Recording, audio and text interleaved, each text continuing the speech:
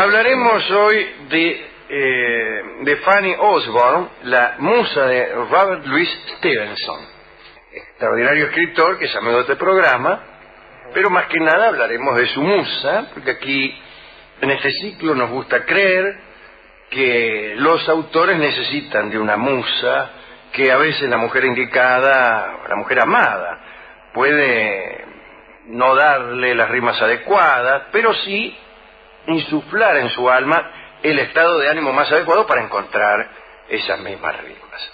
Yo creo en eso, lo creo poéticamente, a veces lo creo racionalmente y algunas tardes lo creo psicológicamente. Así que hablaremos entonces de Robert Stevenson y de Fanny Osborne, que fue novia de Stevenson. Empezaremos hablando de ella, y casi pondremos el centro en la musa, no tanto en Stevenson. Fanny nació en 1840 en la costa este de los Estados Unidos. Era hija de un granjero, es un buen comienzo para una canción. Era hija de un granjero. Bueno, después te pone cualquier cosa. Y después la sigue, cuidándose la rima. Era morena, de ojos negros, tenía el pelo ondulado, medía 1,5 metros. Era medio... Se terminaba pronto. Un poco petiza, sí. No para nuestro gusto quizá, pero para el gusto que impera en estos tiempos. Gustos con los cuales uno no siempre coincide. Hay gente que cuando ve a una mujer alta ya dice que es linda, en vez de decir que es alta. A veces son altas y lindas, ciertamente. Bueno, Fanny no era alta. Robert Stevenson era hijo único, saben ustedes, de un ingeniero rico de Edimburgo. Stevenson también un hombre no muy corpulento, que sufría de gravísimos problemas de salud, ya desde el nacimiento, ¿no? Fiebres gástricas, reumas, bronquitis, oftalmias, que lo dejaban medio ciego durante largas temporadas, y además era tuberculoso. Sacando estos inconvenientes no tenía nada. En sus mejores momentos llegó a pesar 50 kilos, con el freno y la montura, como dice Jorge Vidal. Padecía alucinaciones auditivas, como algunos oyentes, y sus nervios eran tan frágiles que parece que se ponía a llorar por cualquier cosa. Bueno, ya lo que tenía no era cualquier cosa. Sí, ¿no? claro, ya arrancamos de arriba. En cuanto a sus alucinaciones auditivas, se cuenta por ahí que unos hombrecitos serviciales de color pardo, llamados justamente brownies, a los que Stevenson no solo oía, sino que los veía, son los que le dictaron en una duermevela el argumento de Dr. Jekyll y Mr. Hyde. Esas son alucinaciones verdaderamente, y no a uno que le pareció que se había cruzado con el cuñado en el baño, qué sé yo.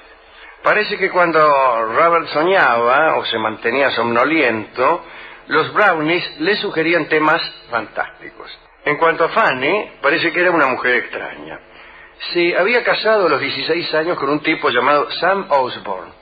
Era un abogado aventurero, dice aquí, por más que se supone que los abogados son hombres de leyes y de litigios, pero este abogado llamado Sam Osborne había marchado a buscar fortuna en el oeste americano y se llevó a la mina. Y ahí compró otra mina, pero esta de plata, en las montañas de Nevada. En aquel lugar parece que solamente vivían 57 mujeres blancas y había 4.000 hombres, que por cierto estaban un poco desesperados, como ocurre en algunos bailes que hay por ahí. Fanny, en aquel asentamiento, fumaba sin parar, jugaba a los naipes, tenía una gran habilidad para manejarlos, y llevaba al cinto una enorme pistola con la que era capaz de volarle la cabeza a una serpiente a 10 metros. La mina de plata resultó ser un fracaso, así como todas las empresas que acometió el marido de Fanny, el tal Sam Osborne. Ella lo aguantó, sin embargo, durante 20 años. Cuidó de él y también de los 3 hijos que tuvieron. Plantó huertos en la mitad del desierto, fabricó los muebles de la casa, consiguió hacer de aquel lugar espantoso de Nevada un sitio habitable, y además tuvo tiempo para leer y para instruirse. Allá por el año 1874, Fanny ya no lo aguantaba más a Sam, que se paseaba sin ningún pudor junto a sus amantes. Es decir, que además de ser abogado, aventurero y minero fracasado, tenía amantes el tal Sam. Se mudaron cerca de San Francisco y tenían una hija de 16 años llamada Belle. Y esta hija la mandaron a estudiar dibujo en la Academia de Bellas Artes de San Francisco. Y Fanny, la madre, decidió estudiar con la hija. Después de haber ido a Nevada, aquel lugar inhóspito, después de haber sembrado nabos en el desierto, después de haber construido sus muebles con sus propias manos, se fue a estudiar Bellas Artes con la hija a San Francisco, y dice el cronista ingenuamente, eso cambió su vida. Bueno, sí, qué sé yo si eso cambia su vida, o si primero cambia uno su vida y después se va a estudiar Bellas Artes a San Francisco, nunca lo sabremos. Si ese peinado es el que cambió tu vida, o si el cambio de tu vida fue el que te dispuso a hacerte ese peinado o rolón. Sí. Tiempo más tarde, Fanny y su hija, que estaban muy entusiasmadas con el estudio de las Bellas Artes, le fueron a plantear a Sam que habían pensado en ir a estudiar pintura a Europa. Y fueron. No solo se fueron Fanny y su hija Belle, sino que llevaron a los otros dos chicos del matrimonio, lo dejaron a Sam solo. Y se fueron a París a estudiar Bellas Artes, con lo cual se nos instala una sospecha. Tan malo no sería ese Sam, ya que los mandó a sus tres hijos y a la mujer a estudiar Bellas Artes a París. Y no en este tiempo, cuando cualquier desgraciado va a París, sino en un tiempo donde había que tener mucha tela para mandar a la mujer y a los hijos a estudiar Bellas Artes. Sin embargo, ha quedado claro que Sam es el malo de esta narración. Sí. Tanto es así que se suponía que les iba a mandar dinero desde los Estados Unidos, pero no les mandó nada. ¿Qué les dije? Era malo nomás. El caso es que aquel primer año en París, de Fanny y sus tres hijos fue terrible. Vivían en la miseria, pasaban hambre y frío, al menos cuando hacía frío. Claro, en verano no. Belle asistía a la academia todos los días, pero Fanny tuvo que dejar, porque estaba sin dinero, sin comida. Uno de los chicos se enfermó y murió tras una agonía espantosa. Y en Francia es donde Fanny conoce finalmente a Stevenson, porque ya estarían preguntando todos ustedes, ¿no? Mucho Fanny, mucho Sam Osborne, pero ¿qué pasa con el pobre Stevenson? Bueno, aquí está. Lo conoció en un pueblito francés llamado Cré. Ahí veraneaban muchos artistas bohemios, y Fanny y Belle eran las únicas pintoras mujeres que había por allí. Y un día, caminando por un parque, Stevenson se encontró con Fanny, que parece que estaba pintando el paisaje, y Stevenson vio al pasar que la muchacha no se había incluido en el cuadro, como es lógico, salvo que uno sea Velázquez. Pero en general, cuando uno pinta un cuadro no se pone uno. Sin embargo, Stevenson le recomendó por lo bajo que no privara a la naturaleza de la hermosura que ella misma detentaba, etcétera. Bueno, dijo cosas ingeniosas porque era Stevenson. No fue, le dijo, linda la petiza.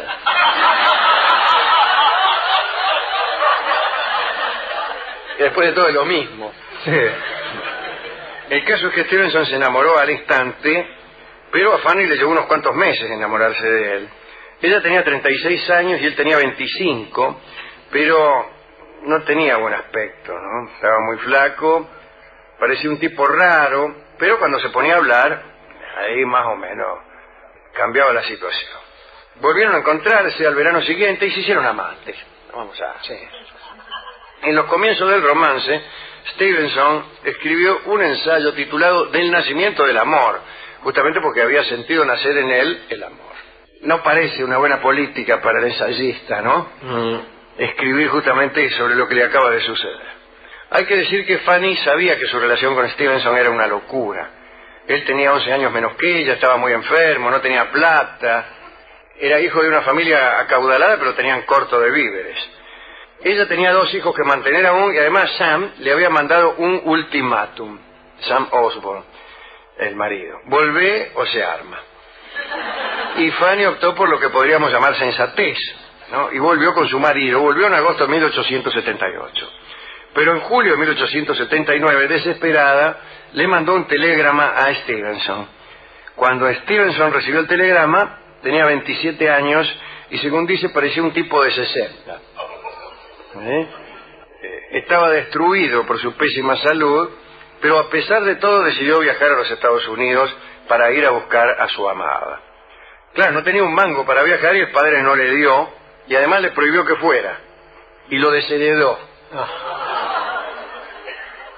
Stevenson recurrió a sus amigos, ninguno lo ayudó, porque todos temían que el viaje lo perjudicara. Al fin escribió algunos artículos periodísticos y con esa guita viajó a los Estados Unidos. Realmente no tenía para comer, tardó 23 días en llegar a Monterrey, donde estaba Fanny, 12 en barco y 11 en tren. Había perdido 8 kilos, que es mucho perder para uno que ya tenía poco, ¿no? Tenía sarna y estaba fatalmente tuberculoso el pobre Stevenson. Sam recibió de su mujer la petición de divorcio, puso muchas trabas, y entonces mientras Sam no le daba el divorcio, Fanny y Stevenson tuvieron que permanecer separados, sin verse durante los meses que duró el proceso. Para no preocupar a su amante, Stevenson no le contó en la terrible situación en que se encontraba, es decir, que no tenía un mango. Lo cierto es que en 2 ocasiones estuvo a punto de morir de hambre, de inanición. La primera fue rescatado por unos vaqueros que lo encontraron delirando en medio del desierto, y la segunda lo salvó su casero, que tiró abajo la puerta porque hacía 4 días que no lo veía. En enero de 1880, Fanny consiguió el divorcio. Stevenson pesaba 40 kilos, se estaba muriendo, no podía hablar. Fanny bajaba a los mataderos y conseguía tazones de sangre que le hacía beber, y no lo dejó solo ni un minuto. Envió un cable a los padres de Robert, quienes enviaron algún dinero finalmente. Con esa guita se casaron, aunque todos pensaron que el novio iba a morir inmediatamente. Tanto es así que el regalo de bodas del abogado de Fanny fue una urna funeraria. No le tenían fe. Que la disfrute con salud.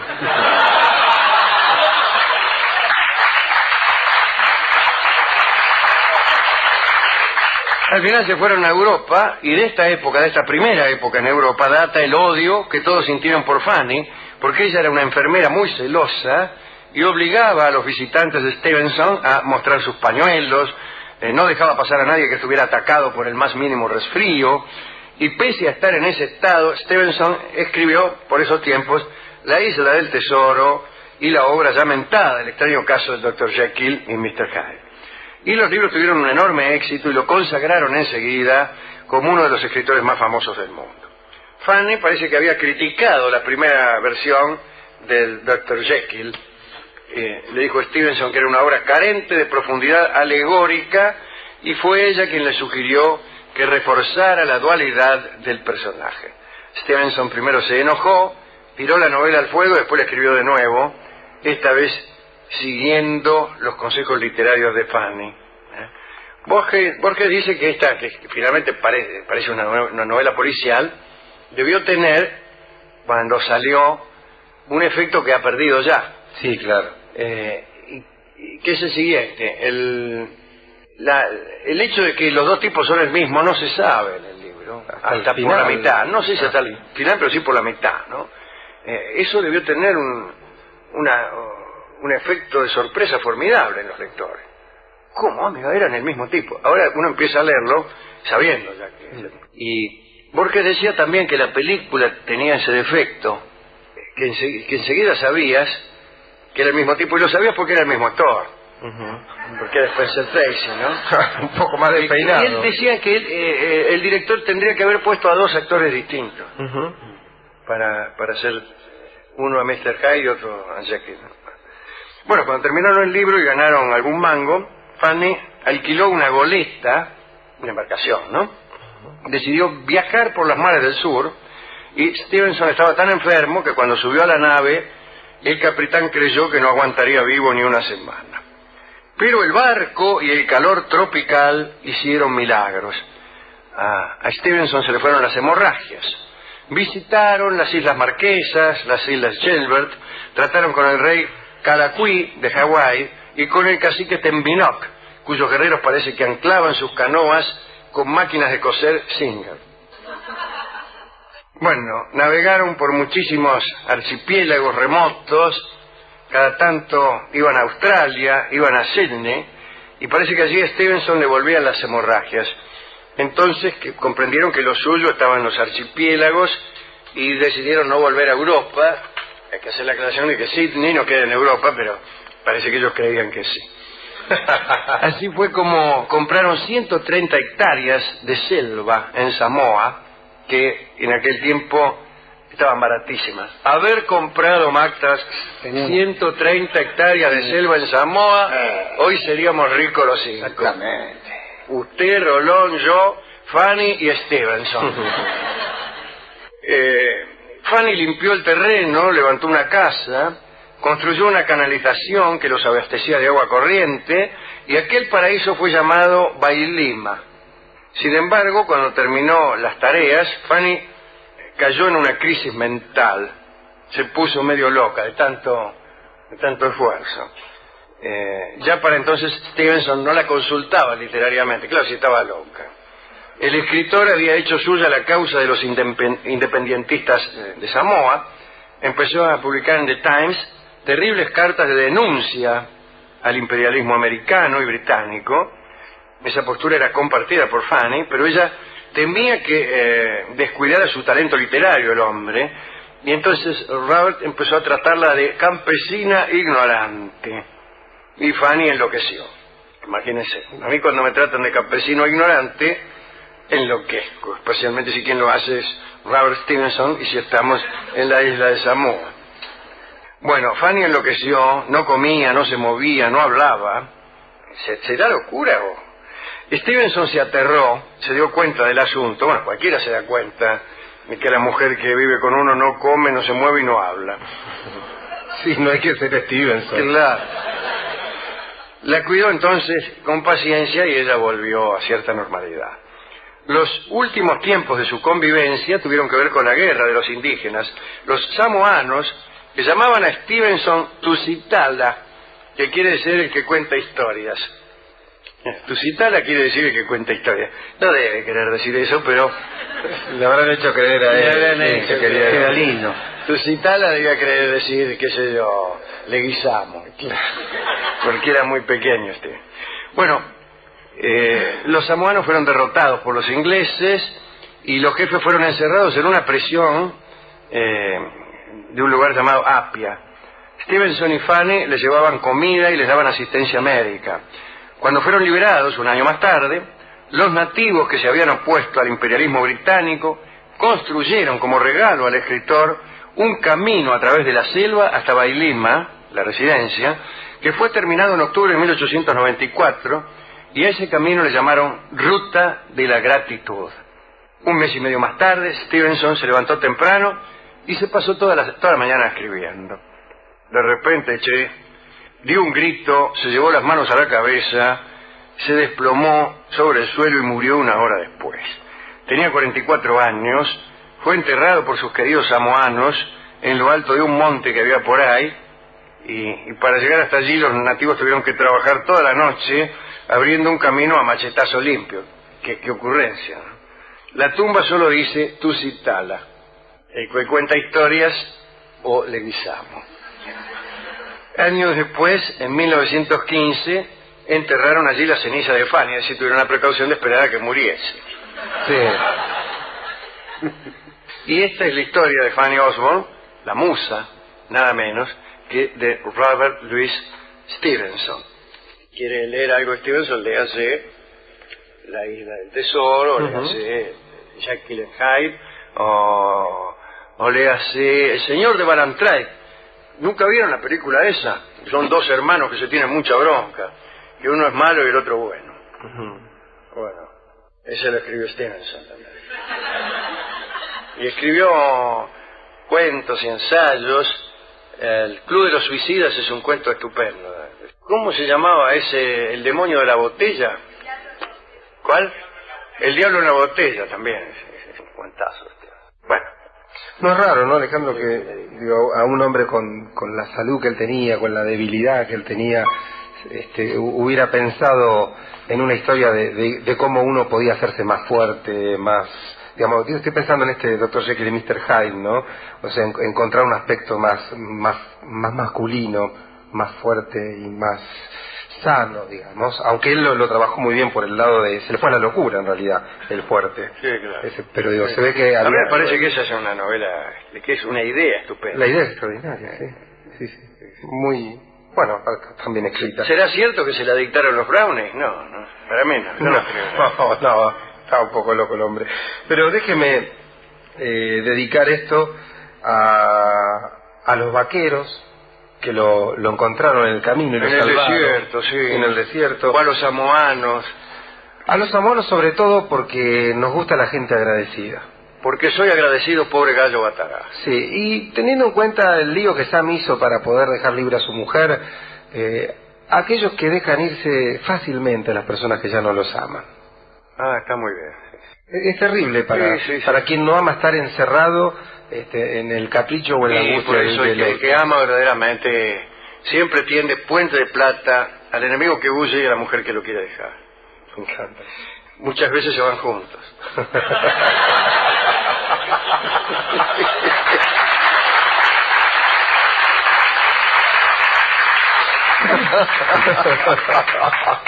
Y usted, Alejandro, es un Tusitala también. Es un contador de historias. Yo soy un contador de historias, claro. Tusitala. Aparece en los no es un Leguizamo. El personaje del narrador de historias, que es un Tusitala. Me voy a hacer llamar Tusitala. Y no Tutitata, como le decían a un amigo mío, porque cuando era chico decía dulce de batata y decía Tutitata. Y le quedó ya de grande, claro, ese apodo, y eso que no contaba historias ni se trataba de Stevenson. Escucharemos en atención a los largos periodos en que Fanny no estuvo con Stevenson, especialmente cuando él estaba ahí muerto de hambre y padeciendo mientras ella litigaba con Sam.